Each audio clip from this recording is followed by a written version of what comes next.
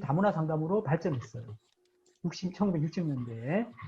교차 문화적 상담이라고 하는 것은 민족 간의 문화적 차이를 넘어서서 동일 민족 내에서도 아까 좀 전에 말씀드렸죠. 우리가 레이시즘이라고 해서 인종주의, 민족 간에도 차이가 있지만 민족 안에서, 같은 민족 안에서도 차이가 많이 나잖아요. 그렇죠. 성적 지향도 다르고, 동성애도 있고, 또 뭐, 결혼 안 하는 사람도 있고, 그렇죠. 입양을 하는 사람도 있고, 그냥 같이 공동체 생활만 하는 사람도 있고, 또 생각도 다 다르잖아요. 가치관까지도. 이렇게, 모두 다 다르단 말이죠. 이러한 문화적인 배경의 차이를 포함해서 하는 상담으로 발전한 것이 바로 멀티컬처럴 카운셀링입니다.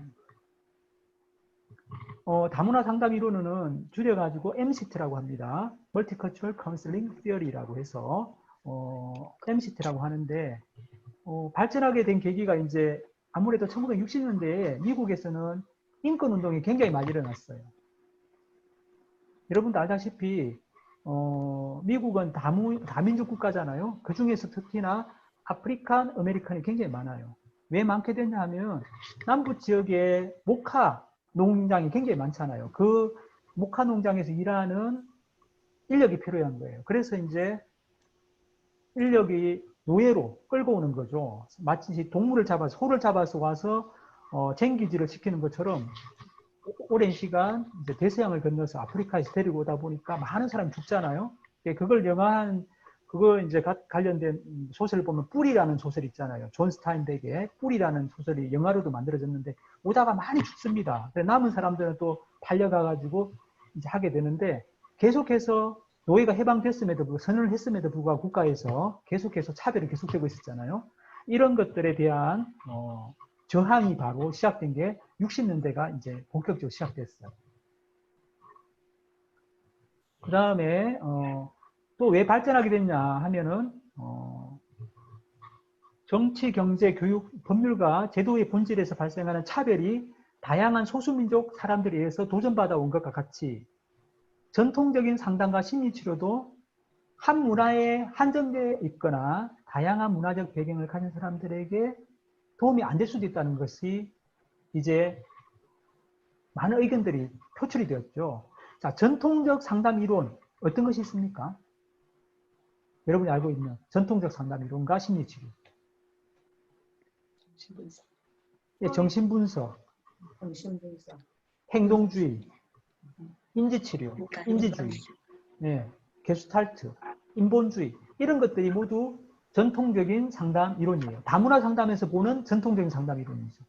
근데 우리는 그것을 이제 그냥 상담의 제1론이라고 하지만 다문화 상담에서는 다문화 상담 어떻게 보면 제4의 물결이에요. 정신분석, 행동주의, 그 다음에 인지주의와 인본주의. 그게 3의 물결이면 제4의 물결이 바로 다문화 상담이라는 거예요. 다문화 상담 이론. 그래서 다문화 상담 이론은 어떻게 보냐 하면 그 앞에 것들은 모두 전통적인 상담 이론이다. 이렇게 생각한다는 거예요. 그래서 전통적인 주요 상담 이론들이 유럽계 미국인인 코카시안 사람들에게는 맞는 것일 수 있으나 문화적 배경이 다른 내담자에게 적용하는 데는 무리가 있다는 거죠. 그래서 다문화 상담이 필요하게 됐다는 거예요. 그래서 발전하게 됐다는 겁니다. 직접적인 계기는 아까 말씀드린 것처럼 1960년대 초에 북미 사회에서 유발된 백인들의 인종차별에 대항한 흑인들의 인권 투쟁이라는 거예요. 지금도 이 투쟁이 계속되고 있어요. 60년대에 시작된 이 투쟁이 2020년, 60년이 지난 지금도 해결이 안 되고 있다는 거죠. 며칠 전 어제도 보니까 경찰이 시위대에 흑인 시위대에 총격을 가해가지고 4명이 사망을 했어요. 지금도 계속해서 과잉 체포를 하는 과정에서 흑인들이 아프리칸 아메리칸이 죽고 있고 또는 인권을 유린당하고 있단 말이에요. 여전히 그렇게 하고 있단 말이에요. 그러면 우리 한국 사회에서 다문화 상담은 어떤 의미가 있는가? 다시 말해서 한국의 상담, 이 텃밭에서 다문화 상담은 어떤 역할을 할 수 있을까? 어떤 의미가 있을까라는 거죠. 한국 사회에서 활동하고 있는 대다수의 상담자들은 주로 어디에서 공부했습니까? 미국에서 공부해 와가지고 또 한국에서 제자를 키우게 되죠. 대부분의 책들이 미국에서 출판된 책들이에요. 그러다 보니까 주요 상담 이론이라고 배우는 것들이 다문화 상담에서 말하는 전통적인 상담 이론을 공부하는 사람들이에요. 그러니까 미국식의 공부를 한 사람들이죠. 그래서 이러한 어떤 상담 이론은 어떤 다민족, 다문화의 차이를 고려하지 못한 채 이루어진 상담이기 때문에 자칫하다가는 내담자에게 피해를 줄 수가 있단 말이죠. 상담은 뭐예요? 우리가 상담의 윤리 5가지 원칙이 있잖아요. 그 중에 하나가 비유해성이 있어요. 피해를 주면 안 돼요. 도움을 주려고 하는 상담이 내담자에게 오히려 해를 끼친다. 이것만은 하지 말아야 될 마지막 보루가 비유해성입니다. 윤리 원칙 중에서. 근데 피해를 준단 말이죠. 그래서 윤리적이고 효율적인 상담을 모색하기 위해서 한국 사회에서도 우리 사회에서도 다문화 상담은 필요하다는 거죠. 그래서 우리가 다문화 상담을 공부한 거예요. 다문화 상담이 지금 대학원의 교육훈련 프로그램으로, 그러니까 교육과정으로 자리 잡은 학교가 많지 않습니다. 생각보다. 그래서 우리는 이제 계속해서 교육과정을 업그레이드를 시키고 있기 때문에 계속해서 이렇게 공부를 할 수 있게 된 거죠. 두 번째는 우리가 한국 문화라는 게 있잖아요. 어떻게 보면 한국 문화는 뭐예요? 토속적인 문화가 있어요. 물론 사회가 급변해가지고 많이 달라졌긴 했지만 여전히 목사님이 말씀하시면 잘 들어요. 그렇죠. 종교 지도자가 말씀. 선임이 말씀하시면 부모님 말씀해도 안 되는데 선임이 말씀하시면 들어요. 신부님이 말씀하시면 더 잘 들어요, 사람이. 예, 어떻게 보면 그것도 토속적인 거죠. 또 무당이라고 하는 사람들, 또 점집이라고 하는 사람 있잖아요. 우리가 예, 성명학, 예, 철학 하시는 분들, 그 철학이 이제 뭐 운명 철학이라고 하죠. 이런 분들의 말을 또 잘 듣는 분들도 있어요. 근데 그런 분들에 의존해서 사는 분들 상당히 많아요. 예, 그래서 한국적 어떤 토속적 문화를 탐색함으로써 우리가 시사받을 수 있는 부분이 굉장히 많아요. 우리 한국 사회에서 우리가 흔히 말하는 다문화 상담에서 말하는 전통적인 상담 이론만으로 해결할 수 없는 문제가 많단 말이죠. 우리 사회가. 그렇죠. 그리고 그런 걸로 다가가면 거부감을 느끼는 사람들 상당히 많아요. 젊은 사람들은 받아들여요. 나이 드신 분 할머니들한테 우리가 상담한다고 해보세요. 뭔 소리여? 이런단 말이에요. 뭔 소리 해? 내가 왜 그런 거 받아? 이렇게. 안 해? 나 그런 거 안 해? 이렇게 하면. 그거 어떻게 하실 거예요? 네. 그런 분들은 뭐가 필요할까요? 이런 쪽의 접근도 필요하다는 거죠. 네. 할머니 전 봐드릴게요. 이렇게 해도 돼요. 그래가지고 할머니와 상담을 시작할 수도 있겠죠. 예. 근데 상담한다면 내가 상담받을 게 뭐 있어? 나는 병원에서 아플 때 상담 말고는 안 받아. 이렇게. 예. 세 번째, 한국 사회는 이미 다문화 사회죠. 그거는 누구도 부정할 수 없어요. 흔히 우리 한국 사회를 단일민족 국가라는 게 자랑스러웠잖아요. 예전에 5,000년 뭐 단일민족 국가. 예전에 광고도 많이 나왔어요. 근데 지금은 아니잖아요. 지금은 2019년 11월 현재 다문화 인구가 몇 명인 줄 아세요, 혹시? 외국에서 들어오신 분들이 300만 명이래요. 굉장히 많죠, 300만 명이면. 예, 요즘에 더 많이 보여요. 예. 그렇기 때문에 또 해외 이주 근로자들, 결혼 이민자들, 세트민들 수가 급증하고 있어요. 그래서 전통적인 어떤 상담을 가지고 접근하려고만 한서는 한계가 있다는 겁니다. 그래서 한국 사회도 굉장히 다문화 상담의 이론이, 의미가 있다는 겁니다. 자, 이분이 누군지 나오죠? 보이십니까? 로자 파크스. 퀴즈 문제로도 가끔씩 나와요. 자, 루소의 사회계약론을 읽어보신 적이 있을 거예요. 여기서 핵심이 뭐냐면은 인간은 가장 자유롭고 평등한 상태에서 사회계약을 통해 국가를 형성하게 되었다는 거예요. 우리는 자유롭고 평등한 상태였어요. 흩어져서 살았어요. 자유롭고 평등한 상태에서. 근데 국가를 인정해 주려고 했어요. 왜? 우리가 인정해 줬어요. 우리를 잘 살게 해달라.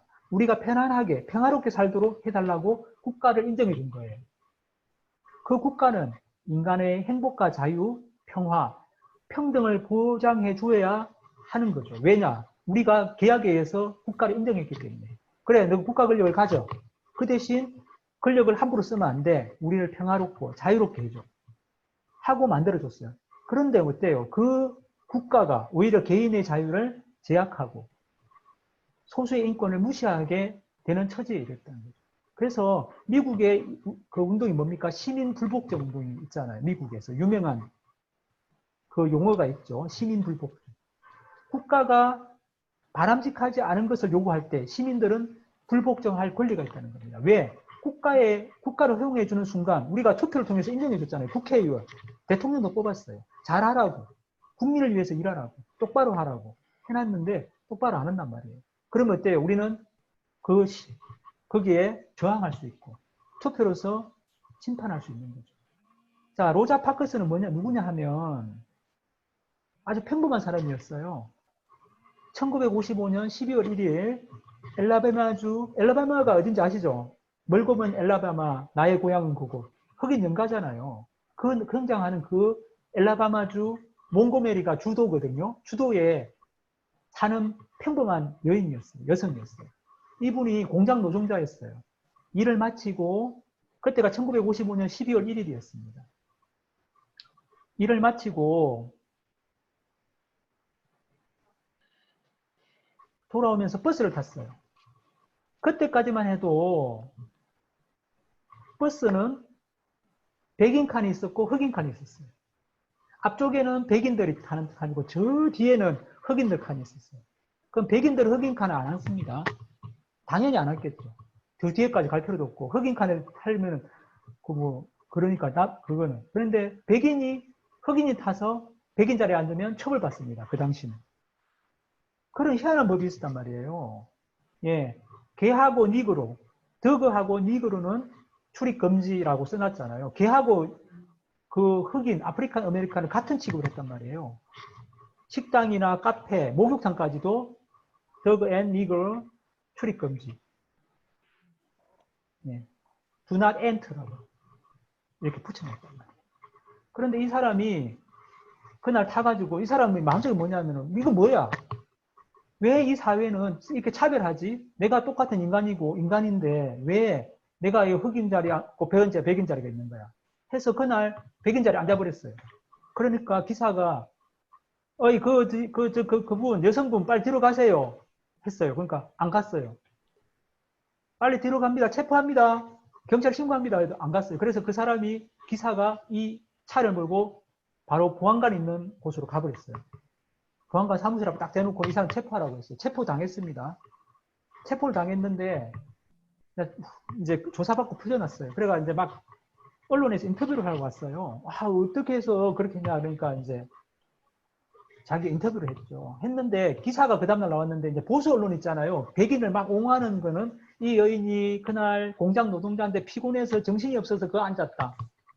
아무 생각 없이 단지 아무 생각이 없었다. 이렇게 주로 보도했고 조금 개념이 있는 그런 언론에서는 정확하게 보도를 했어요. 이 사람이 왜 차별하냐 이거예요. 차별은 안 된다. 이렇게. 나는 그래서 이거는 저항이 나 하나만의 저항이 아니다. 왜 이런 차별이 여기에 존재해야 되는가. 거기에 대한 저항이다. 이거는 흑인을 위한 운동이 아니고 인류 모든 차별에 대한 저항이라고 인터뷰를 하는 거예요. 자, 공장 노동자인데 이런 말을 하셨단 말이죠. 그래서 이분은 노동인권 운동가로 오래오래 활동을 하시고 2005년인가 돌아가셨습니다. 그래서 이분은 뭐라고 했냐면 나는 나만이 아니라 모든 사람을 위해 자유를 원했다. 우리의 운동도 흑인이 아니라 인류를 위한 것이다. 내가 차별받으면 흑인이 차별받으면 뭐예요? 결국은 누군가는 차별이 이 사회에 남아있고 차별을 받을 수 없는 환경이 계속해서 퍼져나간다는 거예요. 우리 사회도 지금 차별이 굉장히 많지 않습니까? 장애인에 대한 차별, 성적 소수자에 대한 차별, 또 가지지 못한 자에 대한 차별, 배우지 못한 자에 대한 차별. 정말 많습니다. 그렇죠? 권력이 없는 사람, 약자에 대한 차별, 노동자에 대한 차별, 여성에 대한 차별. 너무 많아요. 이 차별도 여전히 남아 있습니다. 그래서 이제 마틴 루터 킹 목사, 여러분 너무 잘 아시죠? 이분이 이 운동을 도와주러 갔었어요. 근데 이분은 뭐예요? 비폭력이에요, 비폭력. 예. 절대로 정오는 정오로 이길 수 없다는 거예요. 사랑으로 이길 수 있다 그랬죠. 그래서 이제 여기 보면 I have dream이라는 여러분이 너무 잘 아는 연설문이 있어요. 저는 이 연설문 읽을 때마다 굉장히 감동적이에요. I have dream. 이분이 아마 조지 워싱턴 기념탑 아시죠? 미국에 가시면 보통 한 번씩 관광 가는데 거기 앞에서 연설한 거예요.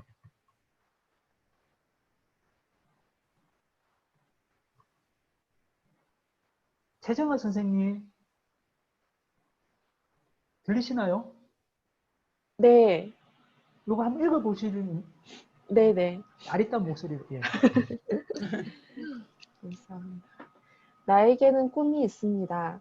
언젠가 이 나라가 모든 인간은 평등하게 태어났다는 것을 분명한 진실로 받아들이고 그 진정한 의미를 신조로 살아가게 되는 날이 오리라는 꿈입니다. 언젠가는 조지아의 붉은 언덕 위에 예전에 노예였던 부모의 자식과 그 노예의 주인이었던 부모의 자식들이 형제처럼 식탁에 함께 둘러앉는 날이 오리라는 꿈입니다. 언젠가는 불의와 억압의 열기에 신음하던 저 황폐한 미시시피주가 자유와 평등의 오아시스가 될 것이라는 꿈입니다.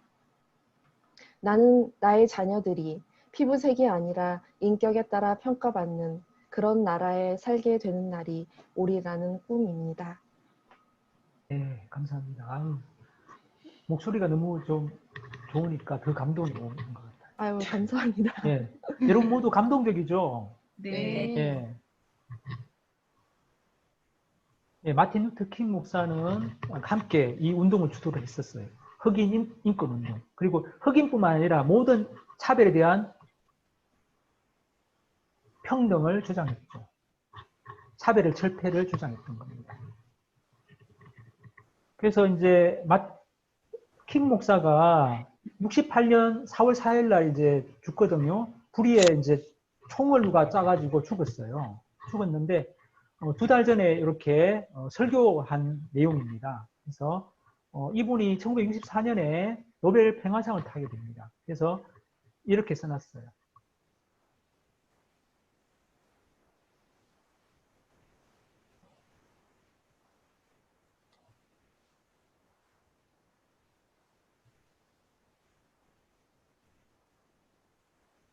그래서 미국의 인권운동하면 바로 마틴 루터 킹 목사를 떠올리게 되고 이분을 기념하기 위해서 마틴 루터 킹 데이가 따로 지정이 되어 있어요. 자, 요거를 최정아 선생님 한 번 더 읽어주시겠습니까? 네. 어둠으로 어둠을 몰아낼 수는 없습니다. 오직 빛으로만 할 수 있습니다. 증오로 증오를 몰아낼 수는 없습니다. 오직 사랑만이 그것을 할 수 있습니다. 네, 감사합니다. 자, 인종차별 역시 미국의 현주소입니다. 우리나라도 뭐 현주소가 여전히 그런 것들이 남아있지만 미국 얼마 전에 보니까 올해 5월 25일 날 한 사건이 있었어요. 뉴욕의 센트럴 파크에서 이제 산책을 하던 여성이 신고를 해요. 흑인이, 아프리칸 아메리칸이 나를 협박한다, 위협한다 라고 경찰에 신고를 하니까 지금 전화하고 있죠. 경찰이 출동을 해서 체포를 합니다, 흑인을. 그래서 조사를 했는데 어떻게 됐냐면 위협한 게 아니고 이 여성이 개 목줄을 안 했어요. 입마개를 안 하고. 그래서 입마개하고 목줄을 해라 이렇게 이야기하니까 이 여성이 화가 난다고 신고를 한 거예요. 그런데 다행히 이 흑인의 가족 중에 한 사람이 이 영상을 촬영을 했던 거예요. 그래가 언론에 제보를 하다 보니까 이 여성이 이름이 에이미 쿠퍼거든요. 에이미 쿠퍼가 거짓말을 했다는 게 결정이 납니다. 이 사람은 투자 자문회사의 고위급 임원이었어요. 그래 그 이후로 바로 잘렸습니다. 바로 잘렸어요. 거짓말을 했기 때문에. 잘렸고 이제 신고를 당했던 크리스찬 쿠퍼라고 하는 사람이 있어요. 똑같이 성은 쿠퍼입니다. 같은 두 사람 다 쿠퍼인데 이 사람은 이제 그것이 해명이 된 거죠. 그리고 나서 이제 그날 오후에 뭐가 있었냐면 이 사람이 여러분 잘 아는 조지 플로이드 들어보셨죠? 미국의 체포 과정입니다. 경찰에. 이렇게 육중한 몸으로 목을 눌러가지고 체포를 해요. 그러다 보니까 숨이 막힙니다. 아마 저도 이렇게 눌렀으면 죽었을 거예요. I can't breathe. 난 숨을 쉴 수가 없어요. 그래서 죽었습니다. 그래서 아마 그때 많은 시위가 있었죠. Black Lives Matter 이렇게 하고 이렇게 이제 시위를 하면서 플로이드가 이제 체포된 과정처럼 해가지고 시위를 많이 했었습니다. 여전히 어제도 말씀드린 조금 전에 말씀드린 것처럼 어제도 4명이 경찰의 총격으로 죽었습니다. 시위 도중에. 그래서 여전히 아직도 차별과 또 뭐랄까요, 탄압이랄까요, 여전히 남아있다는 거죠. 자, 우리 교재에 나와 있는 데럴드 윈수 있죠. 이분은 다문화 상담에서 최고의 권위자가 바로 데럴드 윈수가 되겠습니다. 예, 우리가 이 책을 처음 낼 때는 우리 책 있죠, 다문화 상담 이 책. 이 책을 낼 때는 이분이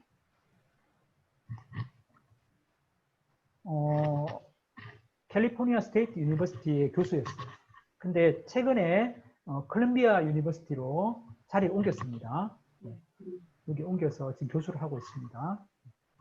이분은 차이니즈 아메리칸이에요. 그래서 이분은 아주 유명한 다문화 상담 이론에서는 이분을 빼놓고 이야기할 수 없는 굉장히 유명한 분이고, 미국에서도 이분의 책으로 다 다문화 상담 공부를 합니다. 그래서 종합시험 딱 하면 이분의 책으로 종합시험을 칩니다. 다문화 상담 과목 반드시. 그만큼 권위자예요, 이분이. 이분이 되겠습니다. 이분 인터뷰를 한번 들어볼 수 있는 데가 유튜브로 한번 찾아보세요. 네, 지금 조금 시간 관계상 이분 인터뷰는 생략하겠습니다. 얼마 전에 이제 조지 플로이드 사건이 있을 이후에 이분이 언론 인터뷰를 한 거예요. 그래서 백인들의 특권이 여전히 살아있고, 이 피부색이라고 하는 것들, 인종이라고 하는 것들은 I have no choice라는 거예요. 선택할 수 없는데 그걸 가지고 자꾸 차별하고 있다. 이건 굉장히 비열하다라고 이야기하고 있습니다. 그 아마 인터뷰를 한번 보시면 되겠습니다. 다음은 문화와 결부된 현대의 상담 이론들을 중심으로 보겠습니다. 상담이라 아까 말씀드렸죠. 정신분석, 행동주의, 인본주의, 인지주의. 이것들은 전통적 상담 이론이라고 그랬죠. 근데 이러한 전통적 상담 이론은 사회 가치의 침투자, 문화적 억압자의 형태라고 비판을 받아와요. 왜냐하면 자, 상담은 뭐예요? 개별성을 굉장히 강조합니다. 그렇죠. 부모님한테 물어볼게요 이러면 어때요? 아버님한테 물어보고 결정하겠습니다. 아이고 저렇게 의존적인 사람이 있나. 이렇게 가르친단 말이에요. 저렇게 자율적이 못해져가지고 아직도 의존하고 저렇게 돼가지고 이렇게 생각한단 말이에요. 문화적 억압자예요. 그러면 뭐예요? 표현을 잘 안 한다. 그러면 어때요? 너무 소극적이다. 우울증이 있다. 이렇게 표현한단 말이에요. 우리 동양 문화권은 뭐예요? 말을 잘 안 하잖아요. 속내를 좀 숨기는 그런 문화잖아요. 아직까지. 그렇죠. 좀 참잖아요. 그런 문화를 왜 참나 이렇게 생각한단 말이에요. 표현하지 않고 표출하지 않고. 현대 상담 이론들은 이러한 약점들을 많이 가지고 있단 말이에요. 그래서 여기 보는 것처럼 이러한 미국의 문화에 기초를 두고 있는 전통적 상담 이론들은 인간의 성숙이라든지 건강, 자율 이런 걸 통해서 문제 해결을 기반으로 개별성을 굉장히 중요시한다고 했어요. 개별성. 개인주의적인 거. 네 스스로 뭔가를 해라. 이런 것을 굉장히 강조한다는 거예요. 전통적 상담 이론 자체가. 물론 가족 상담에서는 가족도 부르죠. 부르긴 하지만 그거는 얘를 도와주려고 자율성을 키워주려고 하는 거지 이 가족 전체에서 문제를 해결하려고 하진 않는다는 거예요. 우리 동양 문화권 또 흑인들 문화권 저기 아프리칸, 아메리칸 그 다음에 라티노 이런 사람들은 가족 문화나 공동체 문화, 마을 문화 또 시족 문화 굉장히 강합니다. 예. 그래서 가족의 어른한테 뭔가를 물어보고 결정하는 일이 아주 빈번해요. 특히 동남아시아 보세요. 중국도 마찬가지죠. 근데 상담에서 이렇게 자율성을 강조하다 보면 강조하는데 어떤 식으로 이제 강조하냐면 나와 그대의 상담관계가 전제되는 개인 상담을 굉장히 강조하고 변화에 대한 책임은 누구한테 있다? 내담자 개인한테 있다고 보는 거예요. 그리고 문제는 본질적으로 그 사람 내부에 있다고 보는 거예요. 사회 환경이 사실 크잖아요. 지금 차별이 있다. 만약에 우리가 소수자들이 많이 힘든 게 뭐예요? 사회가 보는 눈이 따가운 거죠. 커밍아웃 했을 때 사람들이 차별. 그게 굉장히 두려워해요. 밝히는 것 자체가 문제가 아니에요. 그래서 그 사람의 문제 내부로 보는 거.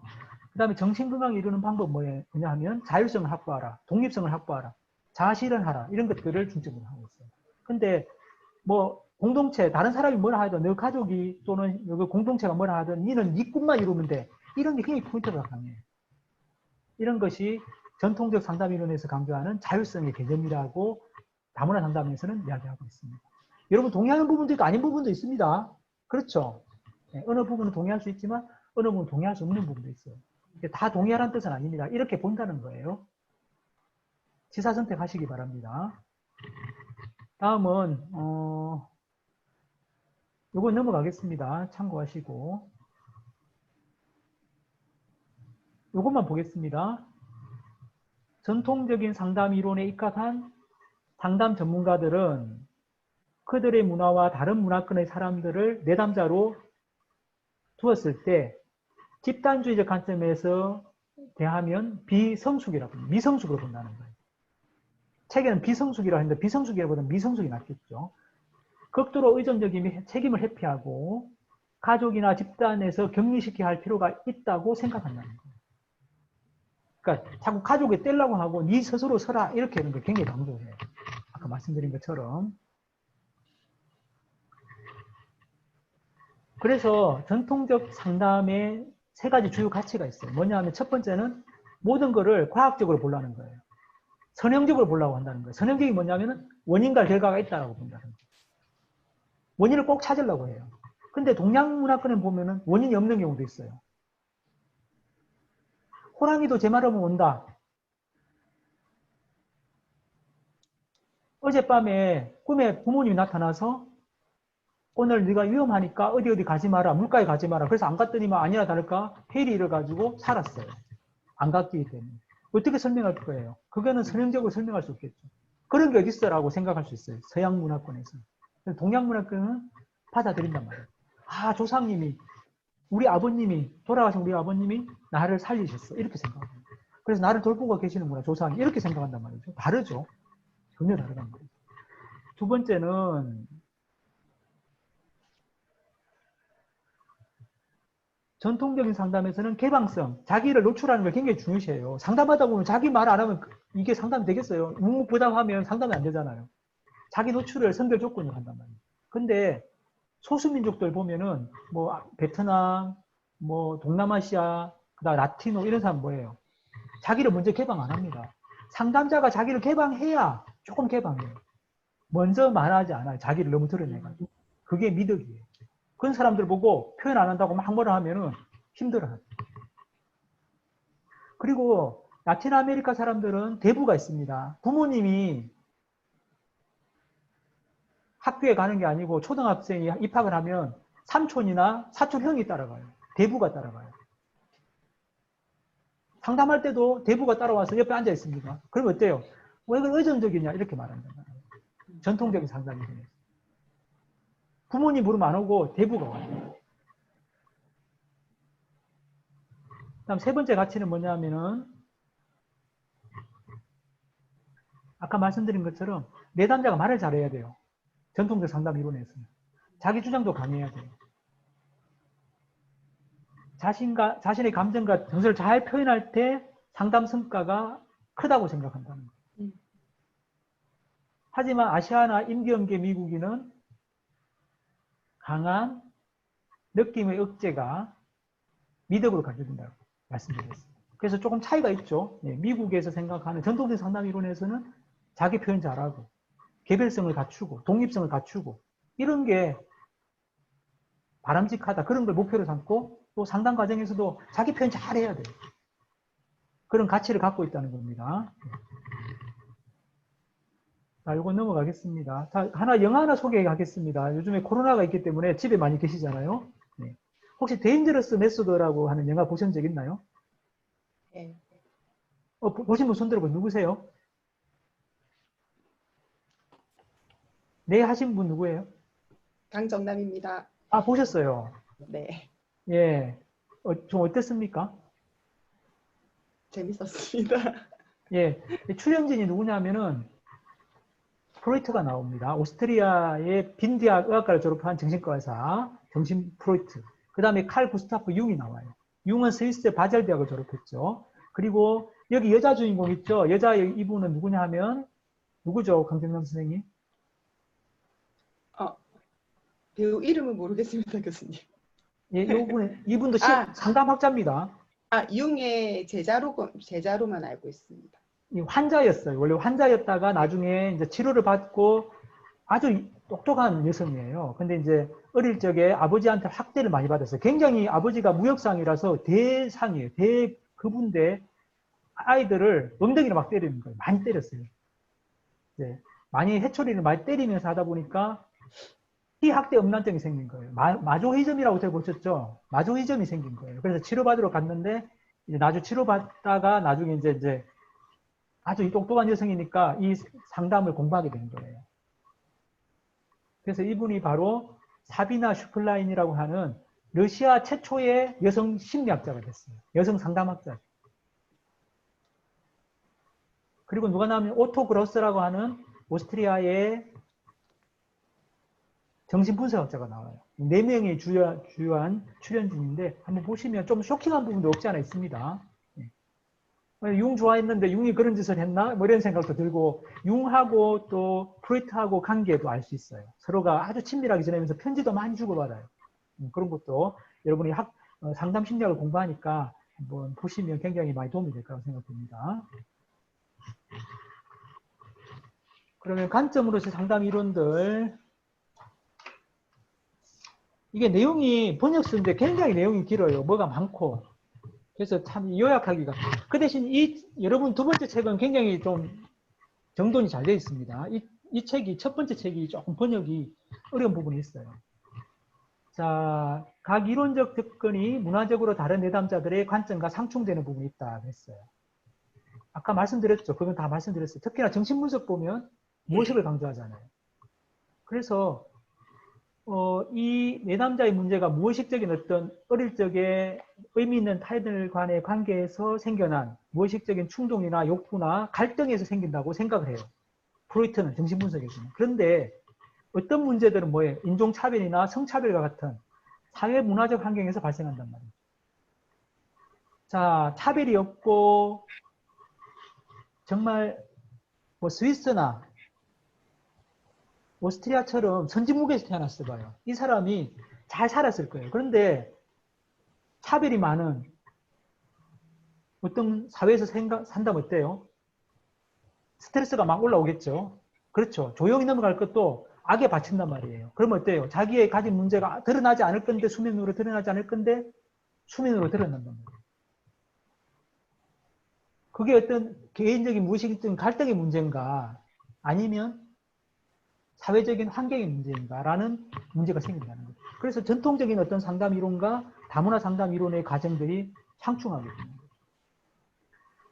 인지적 행동주의자들은 모든 행동은 학습된다고 보잖아요. 부적의 행동도 학습됐으니까 탈학습을 통해서 수정이 가능하다고 생각해요. 그렇지만 아시안이나 아프리칸, 인디안들은 어떻게 보냐면 공동체에서 같이 풀어나가야 될 것이라고 생각을 합니다.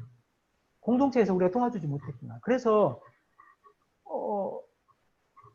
어느 부족인가 여러분 아마 광고에서 들어보셨을 건데 어느 부족은 누군가가 잘못을 했을 때 처벌하기보다는 어떻게 합니까? 그 사람이 말 사람들이 전부 다 한 명씩 돌아가면서 그 사람 앞에 가가지고 당신이 그동안 얼마나 좋은 사람이었는가를 한마디씩 해주는 게 그 사람에 대한 벌이라 하잖아요. 자, 이렇게 하는 사회하고 그 사람을 처벌하고 감옥에 가두고 벌금을 매기고 교육을 시키고 아니면 체벌을 하고 이렇게 해봐요. 그럼 어때요? 그 사람이 문제들이 더 커지겠죠.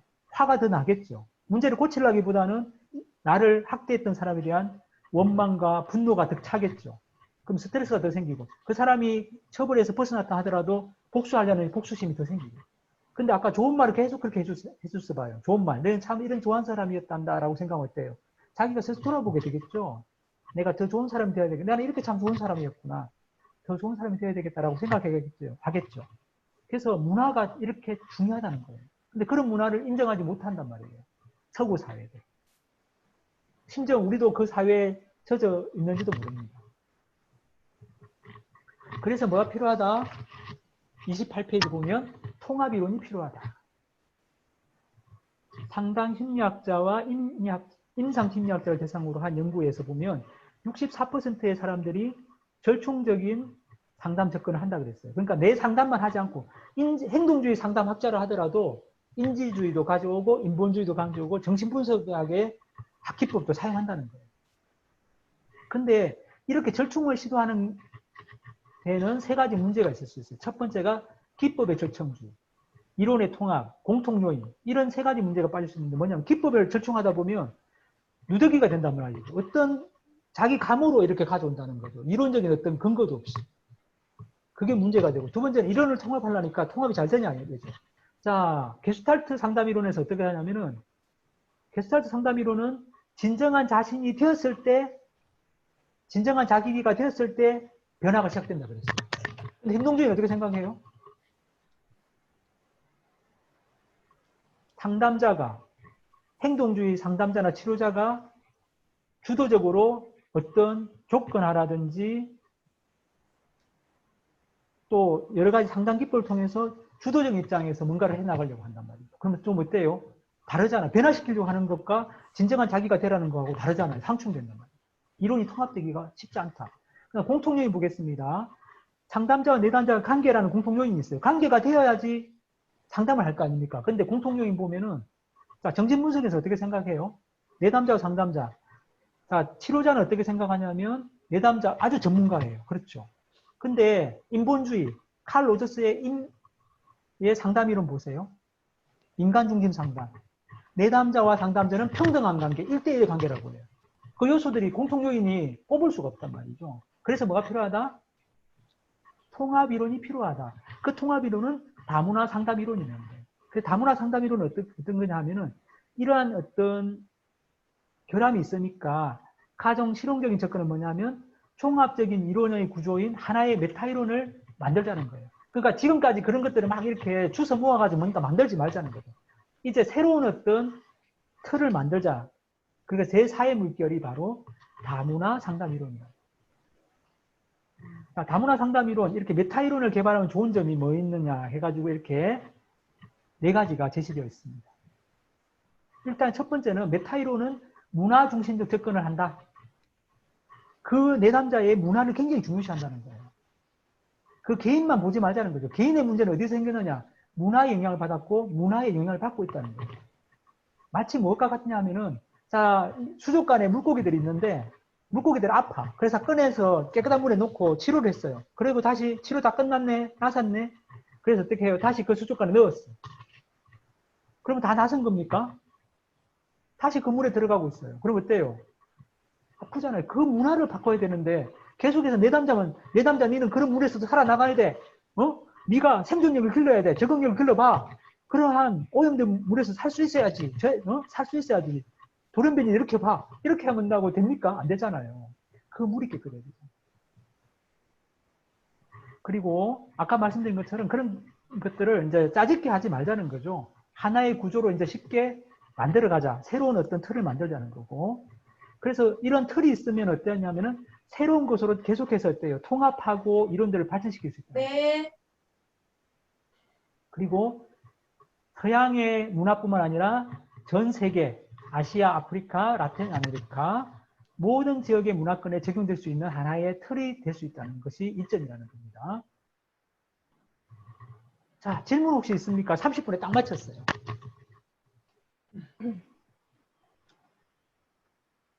힘드시죠? 제 수업 시간에는 물 드셔도 되고 음식 드셔도 됩니다. 아시겠죠? 네. 빵이라든지 과자 드시면서 하셔도 돼요. 저 질문 하나. 네, 문재훈 선생님. 네, 말씀하세요. 이거 수업한 거 저희 네. 녹화하신다고 했잖아요. 네. 그럼 이걸 다시 한번 볼 수도 있나요? 그게 볼 수 있는지 모르겠어요. 일단은 클라우드에 저장이 되어 있는데 이우재 선생님 어떻습니까? 볼 수 있어요. 학생들이 들어가서 볼 수 있나요? 교수님이 그걸 따로 업로드를 해주시면 볼 수 있어요. 네. 업로드를 해줘야 된다네요. 업로드하는데 시간이 많이 걸려요. 들었죠? 할 때 잘 들어주세요. 예, 미안합니다. 문재현 선생님 죄송해요. 아, 예, 알겠습니다. 또 다른 분. 네. 자, 짧은 시간에 좀 많은 내용을 다뤘습니다만 시간을 지키려고 노력했고요. 하여튼 경청해 주셔서 감사드리고 첫날인데 모두 다 들어왔고 나분 선생님 다음 주에는 아름다운 모습을 기대하면서 예, 저는 마칠까 하는데 여러분들 남아서 이제 뭐 챕터도 나누셔야 되고 그런 것도 하셔야 되잖아요. 다음 주까지는 제가 강의를 할 겁니다. 네. 네. 자, 그러면 이것으로 마칠까 하는데 혹시 뭐 하실 말씀 있는 분 있습니까? 제안이라든지 뭐 의견 있으시면. 멋진 강의 감사드립니다. 네, 고맙습니다. 교수님 나가시면 호스트를 아마 다른 사람으로 해야지 나가시면 방이 꺼져 버리잖아요. 아, 그래요. 네. 그럼 그래서 누구 호스트를 할까요? 다른 사람한테 일단 양도 녹음 중지하시고 저희들끼리 얘기할 수 있도록 그렇게 해서 네, 그럼 이건 중지하고 네네. 녹화 중지해야 되나요, 유재 선생님? 녹화 네. 중지하고 네네. 중지하겠습니다.